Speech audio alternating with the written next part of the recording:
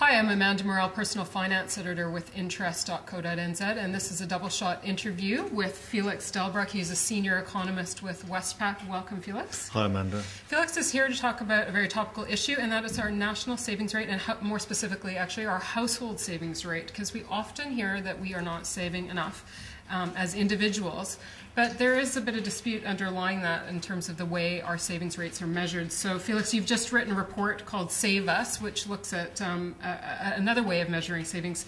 So, in your opinion, and what you've found from the numbers, are we saving enough? Well, Amanda, you're right. There's a lot of concern that we aren't saving enough. I guess there's two particular concerns. One is that we aren't saving as much as Australia is. And there's also particular concern, as you said, about the household saving rate. Now, based on official measures of saving, New Zealand households have been spending beyond their means for a long, long time, for almost 2 decades. If we can flip to the chart. You've brought in your report and sort of charted our savings rate. So here we are now. That's right. So that's the official measure of New Zealand saving, that black solid line. This line here. That's right, compared to some of our OECD peers, particularly Australia. So Australia's that red line. And you can see that New Zealand is persistently below the Australian line, right. And it's also persistently below zero. It looks like it's only just returned to zero in the last 2 years. So we've gotten better. We've gotten better, but it still makes us look very, very poor on the saving front. Now, do we believe that the saving rate has been that bad? Probably not.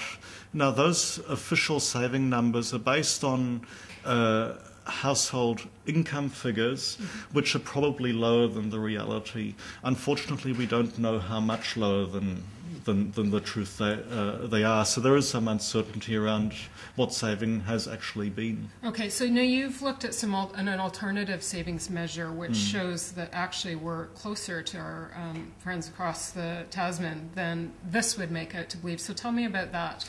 Right, so people have tried to come up with alternative household saving measures which basically avoid some of that problematic income data and try to get at the same numbers from another angle. So to take an example, of course, saving over time, like positive saving, adds to household wealth. So you can take data on household asset and liabilities, look at how that changes over time, and you come up with an alternative saving measure. Now, to make that meaningful, you've got to make a lot of adjustments to those numbers, but people have tried to do that. Generally, those alternative measures do suggest that household saving is higher than the official measure. Do you have a graph that would reflect that a bit more accurately? I do. Before I get to that graph, there are a whole lot of different measures out there, okay. And they're kind of all over the place, even though they're generally higher than the official measure, and they've got their own problems as well. So, before I get to my graph, I do think we need to look at some of the other, or discuss some of the other measures? Well, we need to be aware that they've got problems too. Okay. All right. But we've gone through the different alternatives, and the best of the bunch, in our view, is this particular one here. Okay. Now, so explain what you've done in this one. That's right. So this one, this measure was designed by researchers at the Reserve Bank a few years ago. What they've effectively done is say, let's look at what households have been investing in property and in other assets, and how much they've been borrowing. And the difference between those two things will also give you saving, right? Okay. Yeah. But it uses completely different data from the official measure, and in particular, it doesn't use some of that income data. Now, they put together that measure a few years ago. What we've done is we've updated it for the latest data because, of course, we wanted to see how has this changed since the financial crisis. And this graph shows you the official measure and this alternative that we think is pretty competitive. That's a pretty dramatic difference. It's a pretty dramatic difference.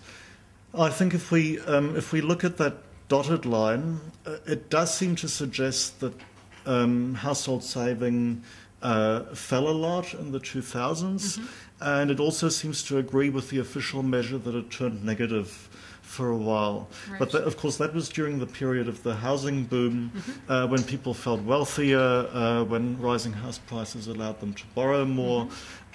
So in some ways, it's not too surprising if people spent more and saved less, and the saving picture, started to look pretty poor. Since then, of course, we've had the recession and we've had falling house prices, and it looks like saving rates have recovered quite substantially as a result. Now, I don't think we can say that the alternative measure is better than the official measure.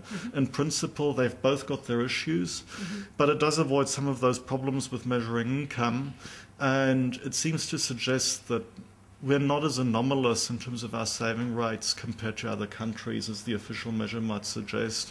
So a lot of other countries have had that profile of saving rates falling during the housing boom and recovering since.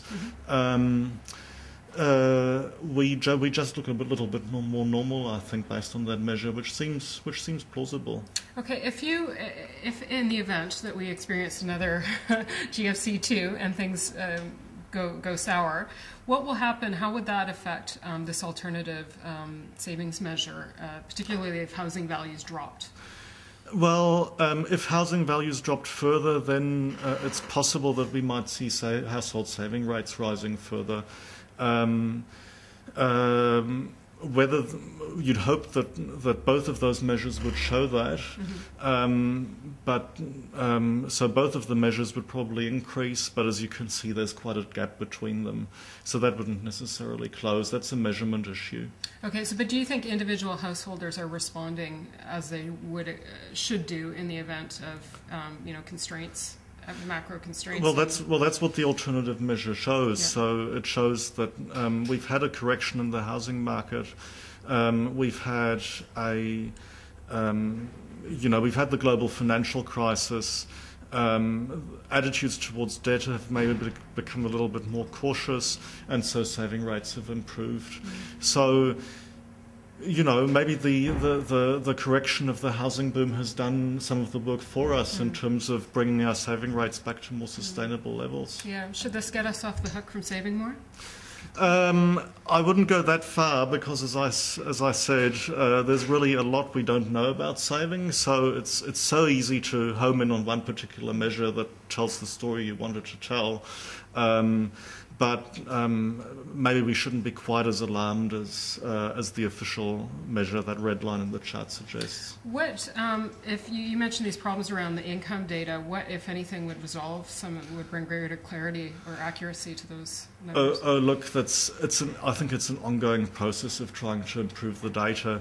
One particular issue is that there are differences in how we measure national income in New Zealand compared to Australia. We don't know what exactly would happen if we aligned our methods more closely, but it would probably raise measured New Zealand income compared to Australian income. Now, that wouldn't move us up very far in the standard of living league tables, which is another thing that people are interested in and concerned about, but it could have quite a substantial impact on those measured saving rates. Those things are in the pipeline, but they could take a while longer to resolve. Okay. Felix, thank you for shedding some light on the household savings issue for us. It's been very informative. Felix Delbrück is Senior Economist with Westpac. I'm Amanda Morrall, Personal Finance Editor with Interest.co.nz.